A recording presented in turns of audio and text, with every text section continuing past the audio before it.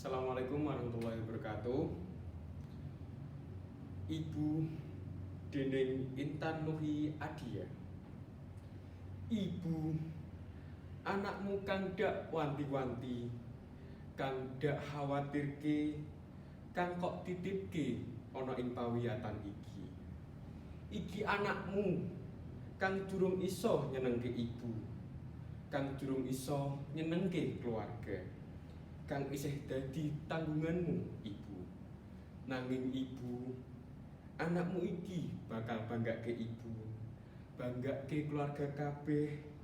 Anakmu rak bakal nyerah bu, kanggo nyekel lintang ana ing langit, kang kadang ditutup mendung, kang kadang meripat wae wis ora weruh. Nanging anakmu iki wis janji.